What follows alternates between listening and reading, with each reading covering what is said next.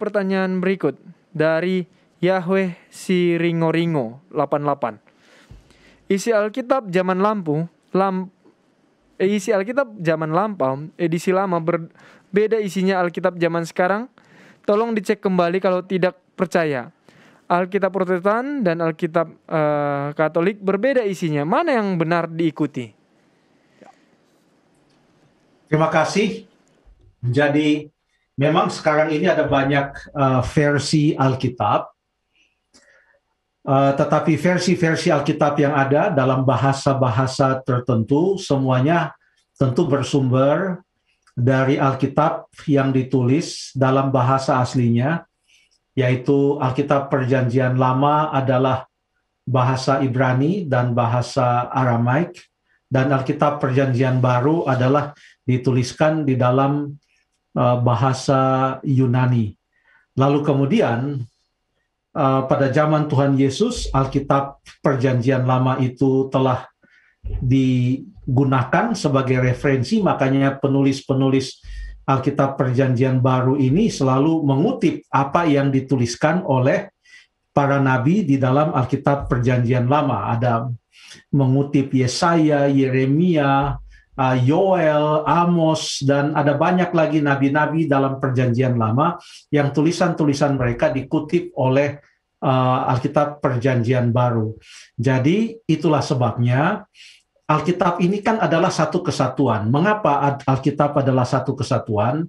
2 Petrus 1 ayat yang ke-19 sampai 21 mengatakan tidak pernah nubuat-nubuat ini dihasilkan atas kehendak manusia, tetapi atas dorongan Roh Kuduslah orang-orang berbicara atas nama Allah. Karena sumbernya adalah Allah. Sumbernya adalah Allah. Dan Roh Kudus inilah yang memberikan ilham, menerangi pikiran para penulis Alkitab ini.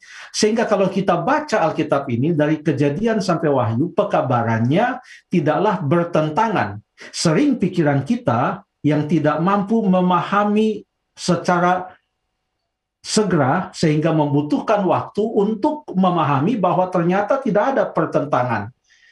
Kalau misalnya ada ajaran-ajaran yang sepertinya bertentangan, ya, itu mungkin adalah karena kita yang belum memahaminya dengan baik. Bagaimana kita menentukan bahagian mana yang ada di dalam Alkitab? Sudah bukan kita lagi yang menentukan, karena kita telah menerimanya. Ya, inilah 66 kitab. Alkitab yang saya pegang ini adalah 66 kitab, yaitu 39 Perjanjian Lama dan 27 di dalam Perjanjian Baru. Saya tidak akan mengomentari tentang versi-versi Alkitab yang digunakan oleh denominasi atau oleh entiti orang-orang Kristen lainnya. Tetapi yang saya mau katakan di sini bahwa kalau ada versi-versi Alkitab yang ditulis di dalam berbagai bahasa, di mana bahasa Indonesia itu hanyalah salah satunya. Jadi kalau kita katakan Alkitab zaman lampau isinya beda dengan Alkitab zaman sekarang, kita tidak tahu yang zaman lampau itu yang mana. Apakah kita berbicara tentang Alkitab bahasa Indonesia ejaan lama atau Alkitab Indonesia ejaan baru? Yaitu hanya ejaannya yang berbeda, tetapi pekabarannya adalah tetap sama. Prinsipnya adalah bahwa ada ternyata di dalam versi-versi yang lain yang jumlah kitabnya itu lebih dari 66, tetapi kitab-kitab tambahan atau sisipan di antara Perjanjian Lama dan Perjanjian Baru itu banyak yang tidak digunakan di dalam gereja-gereja Kristen oleh karena bahagian-bahagian dari kitab-kitab yang ada di antara Perjanjian Lama dan Perjanjian Baru itu tidak pernah dikutip oleh Tuhan Yesus.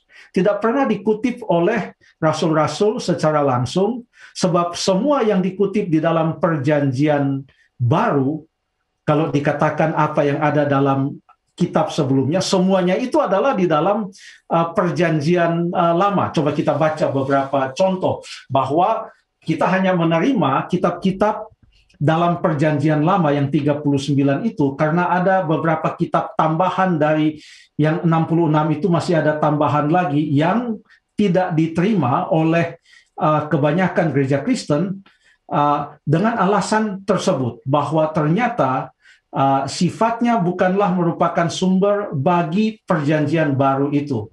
Tidak seperti perjanjian lama dan perjanjian baru yang 39 dan 27 itu yang betul-betul saling melengkapi dan merupakan satu kesatuan. Yesus sendiri berulang-ulang selalu mengatakan, tidakkah kamu baca? Tidakkah kamu baca? Coba kita baca dalam Matius pasal yang ke-12 ayat yang ketiga. Matius pasal yang ke-12. Saya buka kitab saya. Ayat yang ketiga, Tuhan Yesus mengatakan, tidakkah kamu baca apa yang dilakukan Daud ketika ia dan mereka yang mengikutinya lapar? Dari mana dia kutip ini? Oh, dia kutip ini di cerita yang terdapat dalam buku 1 Samuel. 1 Samuel itu adalah bahagian dari 39 kitab perjanjian lama. Yesus juga katakan di dalam ayat yang kelima, dia katakan dalam ayat yang kelima, atau tidakkah kamu baca dalam kitab Taurat? Ya, dari mana itu? Itu dari kitab Imamat ternyata. Jadi dia kutip dari Samuel, dia kutip dari Imamat, dan itu semua adalah bahagian dari 39 kitab perjanjian lama. Coba kita baca di dalam pasal yang ke-19 ayat yang keempat. Matius pasal yang ke-19 ayat yang keempat. Saya akan baca. Tidakkah kamu baca, ini Tuhan Yesus katakan, bahwa Ia yang menciptakan manusia sejak semula menjadikan mereka laki-laki dan perempuan. Dan firman-Nya, sebab itu laki-laki akan meninggalkan ayahnya dan ibunya dan bersatu dengan istrinya, sehingga keduanya itu menjadi satu daging. Dari mana ini Yesus ambil? Dari kitab Kejadian. Berarti Yesus mengutip tadi sudah ada di Samuel, Imamat, lalu kemudian kitab Kejadian. Coba kita baca pasal 21, Imamat 21 ayat yang ke-16 yang mengatakan,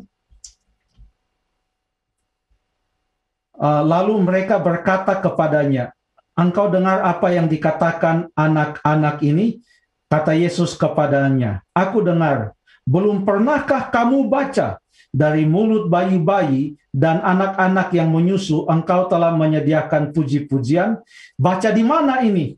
Ini ternyata dibaca dari dalam kitab Mazmur. Oh, Tuhan Yesus juga mengutip dari kitab Mazmur. Dan kitab Mazmur adalah bahagian dari ke-39 kitab Alkitab Perjanjian Lama. Masih ada banyak contoh-contoh lain juga. Dan Yesus menggunakan kata-kata itu, tidakkah kamu baca? Tidakkah kamu baca? Bentuk yang lain yang Tuhan Yesus suka gunakan, kata-kata yang ia suka gunakan waktu dia mengutip kembali Alkitab Perjanjian Lama yang 39 buku itu, dia sering katakan ada tertulis, ada tertulis, ada tertulis. Kalau tadi tidakkah kamu baca? Jadi begitu kita lihat Tuhan Yesus katakan, tidakkah kamu baca? Atau dia katakan, ada tertulis. Maka ia merujuk itu kepada Alkitab Perjanjian Lama. Bahkan setelah ia mati dan dibangkitkan, dan ia bertemu dengan murid-muridnya, dia mengatakan satu hal di dalam Lukas pasal yang ke-24 ayat yang ke-44.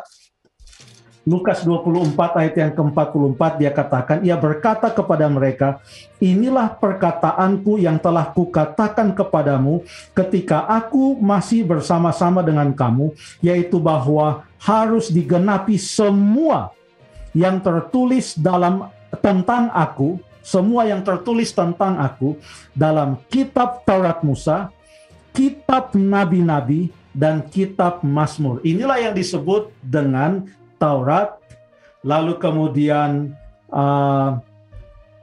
Naviim, lalu kemudian yang berikut adalah Tanak Ketuvim. Jadi inilah yang merupakan istilah untuk Alkitab Perjanjian Lama. Jadi dia katakan semua yang tertulis dalam Alkitab Perjanjian Lama itu adalah tentang aku. Jadi dia selalu refer atau merujuk kepada 39 kitab Alkitab Perjanjian Lama itu. Dengan demikian kita ambil kesimpulan bahwa sudah itulah yang 39 kitab perjanjian lama itulah yang betul-betul merupakan bahagian dari Alkitab. Itulah yang menjadi dasar mengapa ada 66 kitab, tentu ditambah dengan yang 27 yang ada di dalam Alkitab Perjanjian Baru. Kurang lebih demikian, terima kasih.